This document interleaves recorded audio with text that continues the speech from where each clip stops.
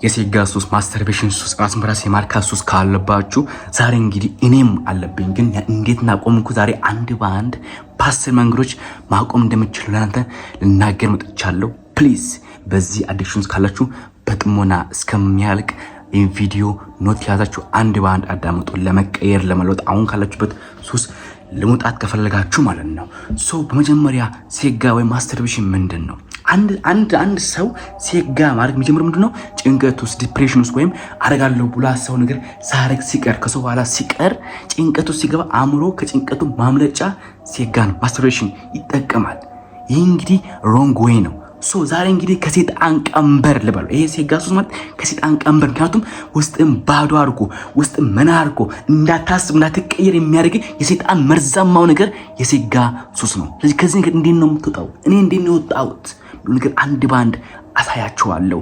ፕሊዝ ይህን ቪዲዮ በጣም አስፈላጊ የሆነ አሳሳቢ ስለሆነ በታማኝነት በቅንነት ሼር፣ ሰብስክራይብ፣ ላይክ በማድረግ ለብዙ ሰዎች እንዲዳረስ አድርጉልኝ። ምክንያቱም በጣም አብዛኛው ወጣት ኢትዮጵያ ውስጥ ካለው 24 ሚሊዮን ኦልሞስት 20 ሚሊዮን በሴጋ ሱስ ተይዟል። ለዛ ነው ይህን ቪዲዮ ልሰራ የተገደድኩት። ስለዚህ ይህን ቪዲዮ በደንብ ኮፒ ሊንክ፣ ሪፖስት፣ ላይክ፣ ሼር አድርጉልኝ። ወዳችኋለሁ። መጀመሪያ ከሴጋ ሱስ ለማቆም መጀመሪያ ያለበትን ቦታ መቀበል አለበት። አንዳንድ ሰው ራሱን ይክዳል ወይም ያስመስላል። አታስመስል። ለምሳሌ አዶናያን ተመልከት፣ ለምሳሌ ይሄን ተመልከት። ሁሉም ሰው ሴጋ ሱስ ነበረበት፣ ግን ያን ቢክድ ኖሮ እድሜ ልኩን እዛ ውስጥ ነው የሚቀመጠው። ስለዚህ ያለበትን ቦታ ተቀበል፣ መካድ አቁም። አዎ ሴጋ እመታለሁ፣ አዎ ሴጋ አደርጋለሁ፣ ግን እንደዚህ ሆኜ አልቀጥልም ብለህ ለራስህ ቃል ግባ። ሰማኝ? ስለዚህ ማለት ነው ያለበትን ቦታ አክሴፕት አድርግ። ይኖራም ሳይ አንድ ጭንቀት አንድ ዲፕሬሽን ሲመጣ ኦልሬዲ ወደ ፖርን ወደ ሴጋ ከመሮጥ በፊት ለምንድን ነው የጭንቀት የመጣው? ለምንድን ነው የስቃይ ድብርት የመጣው? እንዴት አድርጌ ነው ሶልቭ ማድረገው ብለህ ሶሉሽኑን አስብ። ሴጋ ሶሉሽን ሊሆን አይችልም። ቢኮዝ ኮንፊደንስን ራስን ከሰው ተራ የሚያወጣ የሴጣን መርዝ ቫይረስ ነው፣ ካንሰር ነው። ሰማኝ? ስለዚህ ማለት ነው ራስን ከፈልክ ከሴጋ ሱስ አሁንም ከፈልክ ያለበትን ቦታ ጥንቅቅ አድርገህ ማወቅ አለብህ። ስለዚህ መካድ የለብህም። አታስመስል። አስመሳይ ሰው እድሜ ልኩን ይሽከረከራል እንጂ ካለበት ፖዚሽን አይወጣም። ማስመሰል አቁም፣ መቀበል ጀምር። ሁለተኛው የራስ ሐኪሙን አየህ። አብዛኛው ሰው መድኃኒቱን ያውቀዋል ግን አይወጡም። ለምን ካላችሁ የራሱ ሐኪም ስላልሆነ። የራስ ሐኪም ማለት ነው አንደኛው ነገር ራስን በራስ ማከም። ለምሳሌ ሴጋ እንዴት እንደጀመርክ ታውቀዋለህ ወይ? ቪዲዮ ያየ ወይም ሴጋ የሚያደርግ ጓደኛ ስላለ የሱን አይተ ወይም ደግሞ የሆነ ሰው ሲያወራ ሰምተህ ጀምረው ለያው ልሞክረው ብለህ ነው የጀመርከው። ወይም ደግሞ በጣም ስለሚደብር ስለሚጨንቅ ቤቱ ስለምትውል የምታደርገው ነገር ስለሌለ ስራፈት ስለሆንክ ኦልሬዲ እስቲ በቃ የቪዲዮ ያየ ምናምን ላይክ ለምን እዛው ስላለማ ስለዚህ አሁን ምንድነው የምታደርገው? ራስን በራስ ታክማለህ። መጀመሪያ ምንጩን ነው የምታደርገው። ሴጋ እንድታደርግ የሚያደርግ ሀሳብ አለቻ ያቺ ምትል አርግ ቪዲዮ እሷን ሀሳብ ምንጯን ስታደርግ ከስር ስቆርጠው ከዚህ በኋላ ሴጋ አርጋ አይልም። ከዚህ በኋላ የሆነ አጨናንቅ መጥቶ ያ ስሜት ለምን አትለኝም? ቢኮዝ ከአእምሮ ውስጥ ፕሮግራሙን ድሌት አርገዋላ። ለምሳሌ ከስልክ ውስጥ አንድ አፕሊኬሽን ድሌት ካረግ እዛ ውስጥ ያለውን አፕሊኬሽን ያለውን ፕሮግራም መጠቀም አትችልም። ስለዚህ እንደዛው ማለት በአንተ ውስጥ ያለው የሴጋ ሱስን ከአእምሮ ድሌት ስታደርገው ኦልሬዲ ከህይወት ይወጣል፣ ያስጠላሃል። ለምን? ያለመድከው የረሳው ነገር ነው። እንዴት ነው ድሌት ማድረገው ካልከኝ በሶስት መንገድ ድሌት ማድረግ ትችላለህ። የሴጋ ኢንፎርሜሽን ወይም ፕሮግራሙ ማለት ነው። አንደኛው በሜዲቴሽን በጽሞና ቢያንስ በቀን ውስጥ 10-20 ደቂቃ ጊዜ ወስደህ ከራስ ጋር ተማከር። ትንፋሽን ብቻ ያስገባ ያስወጣ፣ ወደ ራስ ተመለስ። አያንታውን ከራስ ጋር አይደለም። ለዛ እኮ ነው ባንተና ባንተ ማለት ሴጣን አለ። ለዛ ነው እንደሚያወዛግብ። ግን ያን ሴጣን የምታወጣው በሜዲቴሽን ነው። ያፍቱ ሜዲቴት ዩርሰልፍ። ምን እያደረኩኝ ነው? ወዴት እየሄድኩኝ ነው? ምን እየሰራሁ ነው? አሁን የማደርገው ነገር የምር ከ10 እና ከ5 ዓመት በኋላ የምፈልገው ቦታ ያደርሰኛል ወይስ ምን ሆንኩኝ ነው ብለህ ከራስ ጋር ጦርነት ልከፍት ይገባል። ሁለተኛው ከራስ ጋር ተጋጭ። ቢኮዝ አንተ ማለት አሁን አንተ የሆንከው ማንነት ያንተ ማንነት አይደለም። ሴጣን ባንተ ውስጥ ያስገባው ካራክተር ነው። ያን ካራክተር ጋር ተጋጭ። ኖ እኔ እንደዚህ አይደለሁም ብለህ ራስን መካር ጀምር። ለመሰለ አሁን የሆንከው ማንነት ወደ ኋላ የሚጎድድ አሁን የሆንከው ማንነት እንደዚሁ ነው የሚያስቀረ። ካንተ ኋላ ሰዎች ብዙ ሰዎች ሲለውጡ ሲቀይሩ አንተ ሁሌም አጨብጫቢ ወይም እንድትቀር ስለሚያደርግ አሁን ያለህበትን ቦታ ልትሄደው ይገባል። እኔ ህይወት አይገባኝም፣ እንደዚህ አላደርግም፣ የሰይጣን ቀንበሮች አልገባም ብለህ ከራስ ጋር ጦርነት ልትጀምር ይገባል። ያኔ ትቀየራለህ፣ ያኔ ትወጣለህ ከሱስ፣ ያኔ ራስን ታገኘዋለህ። ሶስተኛውስ እንዴት ነው ያንተን ኢንፎርሜሽን ወይም ፕሮግራም ዲሊት የምታደርገው? አዲስ ልማድ በመፍጠር። ስለዚህ ራስን መመርመር፣ ራስን ማጠር፣ ራስን ቼክ ማድረግ፣ ራስን ፊልተር ማድረግ፣ ሲንዴውን ከእንክርዳዱ መለየት በፍጹም እንዳትረሳ። አስታውስ፣ አሁን ያለህበት ሱስ፣ አሁን ያለህበት ትራውማ፣ አሁን ያለህበት ጭንቀት የሚወገድ ነገር ነው። ቢኮዝ ከዚህ በፊት አልነበረም፣ ከዚህ በኋላም አይቀጥልም። ስለዚህ በራስ እምነት ይኖር፣ በራስ ጽናት ይኖር። እግዚአብሔር ምስክሬን፣ ማይቀየር ማይለወጥ ማይሻሻል ነገር የለም። ሰማኝ። እኔም እዛ ውስጥ ነበርኩ፣ አሁን ወጥቻለሁ እያልኩ ነው። ስለዚህ ከኔ መማር አለብህ። ሶስተኛ ነገር ምን መሰለህ? ተስፋ አለመቁረጥ። ይሄ እንደውም አንኛ ማድረግ አለብኝ። ለምን መሰለህ? አንዳንዴ በቃ ጸልየ ጸበል ወስደ በቃ ንስሐ አባት ጋር ተናዘ ምን ብለህ ጨርሻለሁ ስል ከሆነ ጊዜ በኋላ ኪው ታለች ጭንቀት በዚህ ጋር ይመጣል። ድጋሚ ታደርጋለህ ሴጋ ራስን እንድትጠላው ነው የሚያደርገ፣ ራስን እንድትወቅሶ ነው የሚያደርገ፣ ራስን እንድትቆጮ ነው የሚያደርገ፣ በራስ ተስፋ እንድትቆርጥ ነው የሚያደርገ። ይህ መጥፎ መንፈስ ማለት ነው። ያኔ ማለት ነው ለራስ አንድ እድል ትሰጠዋለህ እንጂ ተስፋ ቆርጥ በቃ እኔ እንደዚህ ነኝ ብለህ እዛ ውስጥ ከምትማማ ለራስ አንድ እድል ትሰጠዋለህ። ቆይ አንዴ ልሞክር፣ አንዴ ልሂድ፣ ቆይ አንዴ ድጋሚ ላድርግ፣ ቆይ አንዴ ለማቆም ልሞክር። ያ ነው ትልቁ መንገድ፣ ያ ነው ትልቁ ወይ እንጂ ተስፋ ቆረጥክማ ኦልሬዲ እኮ ለሰይጣን እጅን ሰጠ። በቃ ከዚህ በኋላ ሲካመቺ ላይ ከዚህ በኋላ ፖርኖስ ከዚህ በኋላ እንዲህ ብለህ ሰጠ እጅን። ኦኬ ይጠቅምባል፣ ይረግጣ ፈሽቶ አድቅቅ አድርጎ ይተፋል። ስለዚህ ተስፋ እንዳትቆርጥ አስታውስ። እግዚአብሔር በአንተ ተስፋ አልቆረጠም። ቢኮዝ በህይወት ያኖረ ነው። ይህን ትልቅ የሆነ ኃጢአት እየሰራ በህይወት ያኖረ ነው። በድሮ ጊዜ ማለት በድሮ በእስራኤል ጊዜ ማለት አንድ ሰው ስፐርሙን ከሴት ብልት ውጪ ሲተፋ ሲያወጣ የሞት ቅጣት ነው የሚቀጣው። ቢኮዝ ያ ስፐርም ልጅ ነው፣ ያ ስፐርም ሰው ነው፣ ያ ስፐርም ይሄን ሀገር የሚቀይር ሰው እኮ ነው ተጠፋው የምትገለው። በአጠቃላይ ነፍሰ ገዳይ ነህ አንተ። ይሄ እንደዚህ ነው ብለህ ግን ራስን መውቀስ የለብህም። ምን ልፈልጌ ነው? አሁን ያለህበት ቦታ መውጣት ትችላለህ። እግዚአብሔር እድል የሰጠ ነው። እግዚአብሔር መንገድ የሰጠ ነው። እግዚአብሔር ጊዜ የሰጠ ነው። ትዕግስተኛ ነው እግዚአብሔር፣ እንደሰው አይደለም። ስለዚህ በራስ ተስፋ እንዳትቆርጥ። ህይወትን አይቀየርም፣ እንደዚህ ነው ቀረው በቃ አቁም፣ ስቶፕ። ራስን አትስማው። ይሄ ቮይስ እዚህ ውስጥ ያለው ቮይስ ማለት ነው ያንተ ቮይስ አይደለም። በልጅነት ከቤተሰብ ከአካባቢ ከሰው ኔጌቲቭ የሆነ ኢነርጂ ገብቶ ነው አንተን የሚያጣላው። ስለዚህ ይሄ ውስጥ ያለው ሀሳብ፣ ይሄ ውስጥ ያለው ድምፅ ጦርነት ነው፣ ያንተ ጠላት ነው። ይህን ራስን ከድምፁ ለይተህ ማየት ጀምር። የምሬ ነው የምልህ። ያኔ ነው ብርሃኑን ያኔ ነው የጨለማው መጋረጃ ተገልጦ ብርሃኑን ማየት የምትጀምረው። ስለዚህ ማለት ነው ተስፋ እንዳትቆርጥ፣ ተስፋ እንዳትቆርጥ ወንድሜ። ራስን አንድ ድል ስጠውና ሞክር። ለመጨረሻ ጊዜ ተስፋ የሚያስቆርጥ እንደውስጥቱን ራሱ ማለት ለራስ አንድ ድል ስጠው። ቆይ ልሞክር፣ ቆይ ልስራ፣ ቆይ ብለህ ተነስ። ያኔ መንገዱን ታያለህ። ያኔ ከልብ ስትነሳ እግዚአብሔር ምስክሬ ነው የምልህ ታይዋለህ። እንደዚህ ማለት ትላለህ። ስለዚህ ለራስ ድምፅ እንዳትረሳ።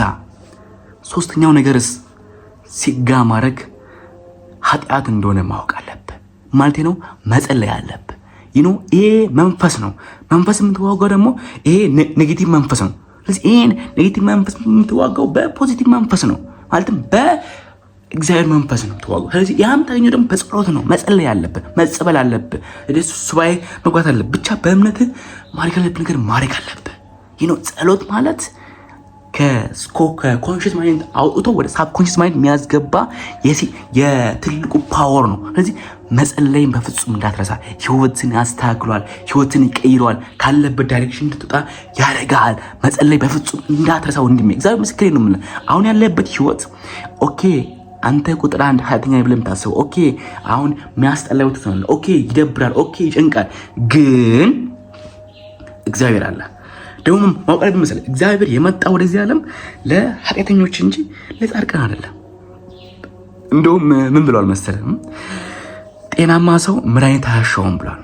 አንተ በሽተኛ ስለሆንክ መድኃኒት ስለምፈልግ ሂድ፣ አልቻልኩም፣ ደከመኝ፣ አግዘኝ መድኃኒዓለም ሆይ አምላኬ ሆይ እርዳኝ፣ ከኔ ጋር ሁን፣ አትለይ። ይህን ኃጢአት፣ ይህን ጭንቀት፣ ይህን በሽታ፣ ይህን ነገር ካላንተ ማለፍ አልችልም። እባክህን ከኔ ጋር ሁን። መስገድ ካለበት ስገድ፣ ጸበል መግባት ካለበት ጸበል ግባ። ብቻ በየእምነት ማድረግ ያለብን ነገር ማድረግ እንዳትረሳ። አየ ይሄ የሰይጣን ውጊያ ነው። ሰይጣን አንተን ሊገድል ሊያጠፋ ከሰው ዘር ሊያስወጣ ሲፈልግ ሚልክብህ መንፈስ ነው። ያ መንፈስ የምትዋጋው ከእግዚአብሔር ጋር በመሆን ነው። እግዚአብሔር ደግሞ አሸናፊ ነው፣ ሁሉን ቻይ ነው። አሁን ካለበት ህይወት ማውጣት፣ መቀየር፣ ታሪክ ማድረግ ይችላል። ልክ እንደኔ ነገ ላይ ወጥተህ ማስተማር ትችላለህ። ልክ እንዳዶናይ ነገ ላይ ወጥተህ እኔም እንዲነበርኩ እንዲሆን ትችላችሁ ብለህ ማስተማር ትችላለህ። ተስፋ እንዳትቆርጥ። የምሬ ነው የምልህ። ገና ያልኖርከው ህይወት አለ፣ ገና ያላየው ህይወት አለ፣ ገና ያልቀመስከው ብዙ ላይፍ አለ። በራስህ ተስፋ እንዳትቆርጥ። እኔ እንዲህ ብቻ ነኝ፣ እንዲህ ነኝ፣ ከዚህ ውጭ ሌላ ምንም ህይወት የለኝም፣ በቃ ይሄ ነኝ፣ ወደኩ ቀረኩ እንዳትል። ህይወት እንደዚህ ነው። አንዳንዴ ሰማይ አክሴፕት አድርገው ተቀበለው ነው የምለው። ተስፋ እንዳትቆርጥ። ሁሌም ጸሎት አድርግ። ቢያንስ በቀን 3 ልክ እንደ ዳንኤል መጸለይ አለብህ። አምላኬ ሆይ የኔን ነገር ከማደረስክ መድኃኒዓለም የኔን ነገር ከማደረስክ የታደረስክ ብለህ ከእግዚአብሔር ማን ነበር ካልባረከኝ አልለቀውም የሚለው ልክ እንደሱ ነው። ይህን በሽታ ከኔ ካላወጣ አልለቅህም ብለህ መጓተት አለብህ። ይኖራም ሳይ አስፈላጊ ነገር ስለሆነ ለመቀየር ከፈለክ ማለት ነው። ያው ትክክለኛው መንገድ ጸሎት ማለት ይሄ ነው። ከባ ገምኖ ልብ ጸጥ አድርገህ ስትጸልይ የምር እግዚአብሔር ጋር ያነጋግራል፣ ታወራለህ ከእግዚአብሔር ጋር። ስለዚህ የስጋ መንፈስ በዚህ ማቆም ትችላለህ። የምሬን ነው የምልህ። ተስፋ እንዳትቆርጥ። አራተኛው ነገር መሰለ አብዛኛው ሰው ማያደርገው መሰለ። አራተኛው ነገር አዲስ ልማድ መተካት። ቅድም ብያቸዋለሁ። ሴጋ የምታደርግ ከሆነ በምታደርግበት ሰዓት ለምሳሌ መጽሐፍ ማንበብ፣ በተለይ ደግሞ መጸለይ። ሲቀጥልስ የሆነ ህልም አለ።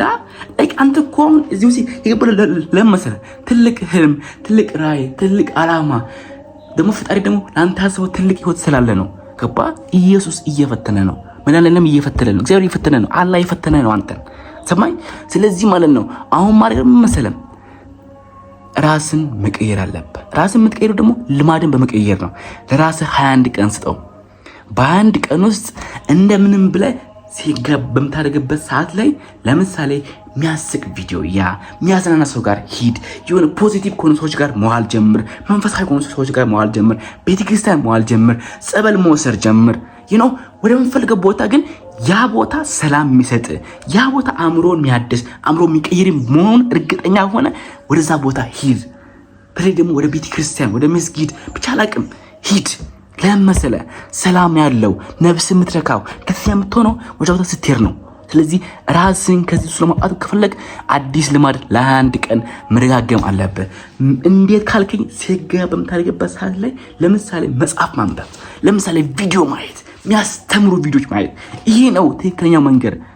አያ ስለዚህ ይህ ነገር በማድረግ አሁን ካለበት ሱስ፣ አሁን ካለበት ችግር፣ አሁን ካለበት ህይወት መውጣት ትችላለህ። በአንዴ አይደለም። ሁሉ አሳው ሴጋ ስትጀምር በአንድ አልጀመርክም።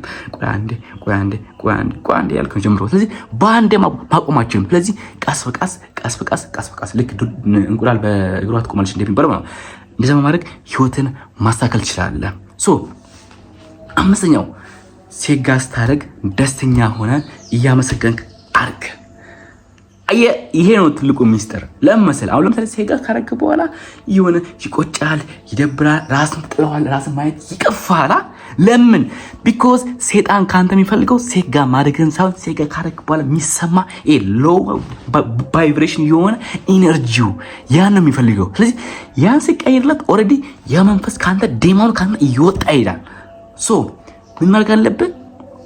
ማመስገን አለብህ። እፎይ ተመስገን ዛሬ ሴጋ አደረኩ፣ እፎይ ተመስገን ዛሬ መስረት አደረኩ፣ እፎይ ተመስገን ዛሬ አደረኩ ትላለህ። ማድረግ ልክ አይደለም፣ ልክ ነው ያልኩህ አይደለም። ግን ከምትጨነቅ ከምታዘን ራስን ከምትጠላ ብታመሰግን መንገዱ ይታያል። ብታመሰግን እግዚአብሔር መጥቶ ካለበት ህይወት መንጥቆ ያወጣል። ብታመሰግን ማለት ነው። አሁን ያለን ችግር ለዘላለም አታየውም። ብታመሰግን ላለው ይጨምርታል የሚባለው። አታማርር፣ አመስግን። አትቆጭ፣ አመስግን። አታማርር፣ አሁን ራስን አትጥላ፣ አመስግን። ሴጋ ያረክም ራስን መውደድ ጀምር። ትልቁ ኃይል አንተ ነህ። ትልቁ የሀብት ምንጭ አንተ ነህ። ራስን የምጠላው ከሆነ ይሄ ስጋ የትም አደርስም። አንተ ውስጥ ያለው ያ ትልቁ አንሊሚት የሆነ ሶርስ ኢነርጂ አለ። ያን ኤነርጂ የምታወጣው ራስን በመውደድ ነው፣ ራስን በማፍቀር ነው ወንድሜ። ከራስ ጋር በመሆን ነው ወንድሜ። ራስን በማዳመጥ ነው ወንድሜ። ምንድን ነው የሚሰማኝ? ምንድን ነው የማደርገው? የት ነው የሚሄደው? ቴንክ ዩ ኦኬ። የሚያስደስት ነገር የለም። ኃጢአት ውስጥ ነው ያለው። ራሴን ጠላ ኦኬ፣ መቀየር ትችላለህ፣ ግን ምርጫ አለ። ሁሌም ቢሆን ምርጫ አለ። ሁሌም ቢሆን እኛ ግን ችግራችን ምንድን ነው? ሁሌም ቢሆን የእኛ ፎከስ ችግሩ ላይ ነው ምናተኩረው እንጂ ሁሌም ምርጫ አለ። ሰማኝ። አሁን የምትኖረው ህይወት መጨረሻ አይደለም። አሁን የምታየው ነገር መጨረሻ አይደለም። አሁን ያለበት ቦታ መጨረሻ አይደለም። ሊመስል ይችላል። እኔም መስሎኝ ነበር፣ ግን አይደለም። አሳለፈኝ፣ አሻገረኝ በድል እግዚአብሔር ፈጣሪ አላህ ከባ። ስለዚህ ማለት ነው ተስፋ እንዳትቆርጥ፣ ሂድ፣ በደስታ አድርገው።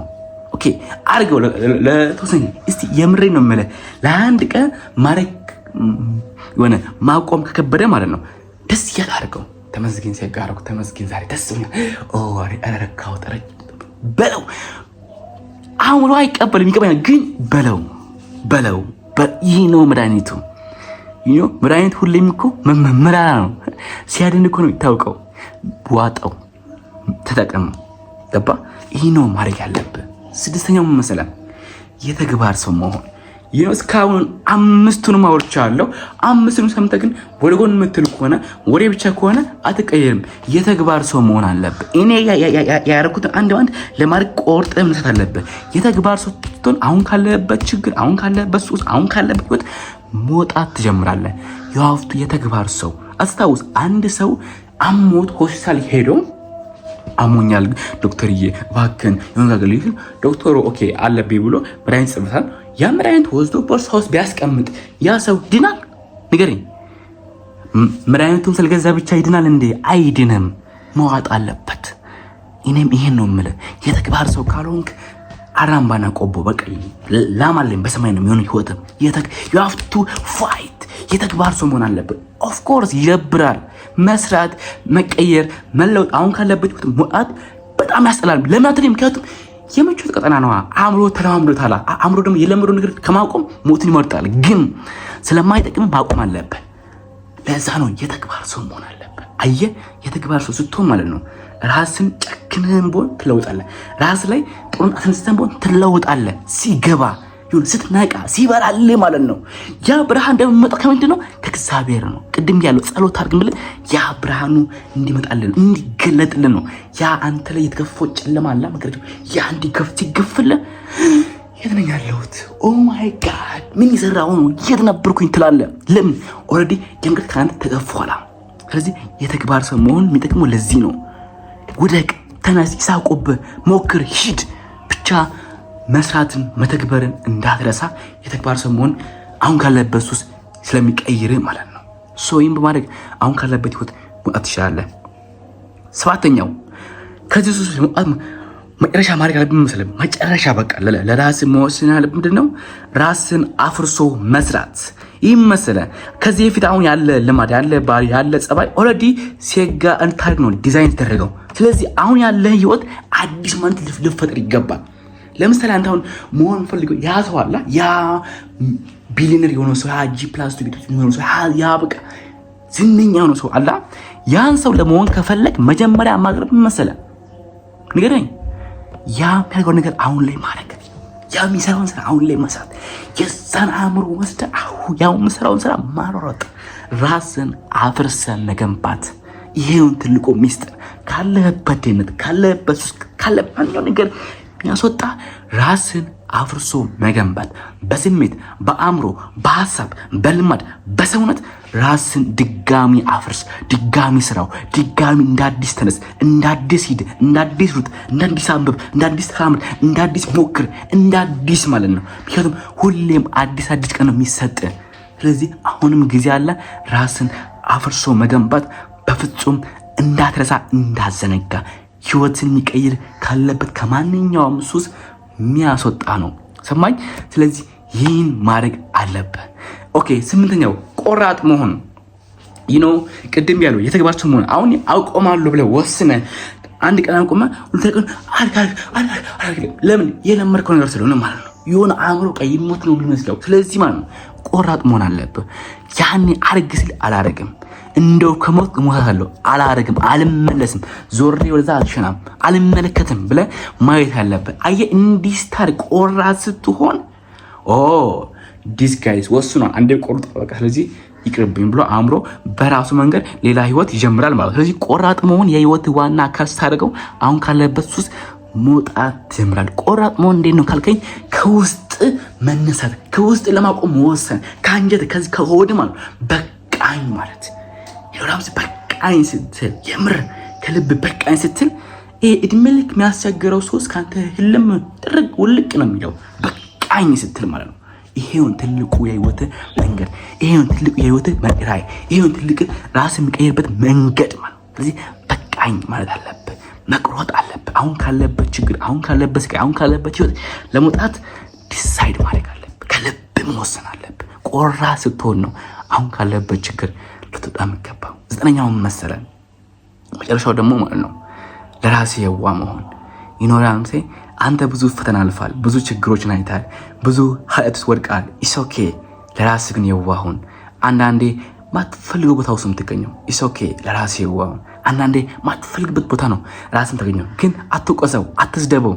በቃ እሱ ሞዶ አይደለም፣ በቃ ሁኔታው ጊዜው ነው እንደዛ ያደረሰው። ኢሶኬ ለራስህ የዋሁን። የምሪ ነው የምልህ። ለሰው ጨካኝ ሆነ ለራስህ የዋህ ብትሆን ነው ጥሩ የምትኖረው። ስለዚህ ለራስህ የዋሁን። በተለይ ደግሞ እዚህ ሱስ ውስጥ ያለው አብዛኛው ሰው ማለት ነው ለራሱ የዋህ ስለማይሆን በሱስ ውስጥ ተቆርጦ ራሱን ያጠፋል፣ ማይሆን ህይወቱ ይገባል ወይም ይጠፋል፣ ይበላሻል። ለራሱ የዋህ ያሁን ትልቁ መንገድ፣ ያሁን ትልቁ ህይወት። አየህ ለራሱ የዋህ ስትሆን የምትናገረውን ነገር፣ የምትሄድበት ቦታ ከማን ከምን እንደምታወራ ሁሉ ታውቀዋለህ። ስለዚህ ለራሱ የዋህ መሆን ትልቁ የህይወት ኤክስፒሪየንስ ነው። ራስን ካለበት መጥፎ መንገድ የሚያወጣ ላይት ፖዚሽን ነው። ስለዚህ ለራሴ የዋህ መሆናችሁን በፍጹም እንዳትረሱ። ጋር ምስክሬ ናችሁ። አይ ነው አሁን ያላችሁበት ቦታ በጣም ያስጠላል፣ ግን ምን ትቀይራላችሁ? ምን ቆራጥ ትሆናላችሁ። 10ኛው ነገር መስራችሁ መጨረሻው ማለት ነው።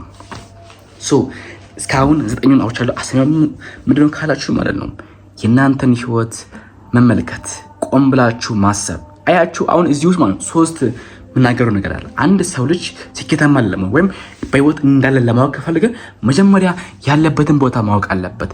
ስለ አካባቢ ሰፈር ወይም ቤት ምናምን ሳይሆን በአእምሮ ደረጃ ያለው፣ በሐሳብ ያለው፣ በተግባር ያለው ምን ሲሰራ የምትለው ይሄ ነው ያለበትን ቦታ ማወቅ አለብን ብሎ ሲቀጥልስ የት መሄድ እንደምፈልግ መወሰን አለበት። የት ነው መሄድ የምፈልገው? ቀጣይ ዓላማ፣ ህልም፣ ራዕይ ምንድነው? አስታውስ። አንተ የተፈጠርክበት ዓላማ አለ፣ የተፈጠርክበት ራዕይ አለ፣ የተፈጠርክበት ህልም አለ። ያ ህልም አንተ ካላሳካው ከአንተ ጋር መቃብር ነው የሚወርደው፣ ማንም አያሳካው። ስለዚህ ምንድነው ህልሜ? የት ነው የሚሄደው ከዚህ በኋላ? ከዛሬ 5 ዓመት የት ነው ራሴ የማገኘው ብለህ ከራስ ጋር መማከር አለብህ። ይኖርህም ሳይ ራስን በደንብ መገምገም መፈተሽ አለብህ። ማጣራት ፊልተር ማድረግ አለብህ። ያ ነው ትልቁ። 3ኛው ካለበት ተነስተህ ወደምትፈልገው ቦታ መሄድ። ካለበት ሱስ ተነስተህ ከሱስ መውጣት መጓዝ። ካለበት ድህነት ተነስተህ ወደ ሀብት ጉዞ መጓዝ መጀመር። ያለን የታየ መንገድ ተጠቅመህ ራስን ለማውጣት መፍጨርጨር። ይኖርህም ሳይ ያ ነው ትልቁ ህይወት፣ ያ ነው ትልቁ መንገድ፣ ያ ነው ካለበት ችግር የሚያወጣ። ስለዚህ ይህን በማድረግ የእናንተን ህይወት ካላችሁበት ችግር ካላችሁበት ስቃይ መውጣት ትችላላችሁ። የመጨረሻ ምናገረው ነገር ቢኖር ተስፋ እንዳትቆርጡ። ቅድም ብያችኋለሁ።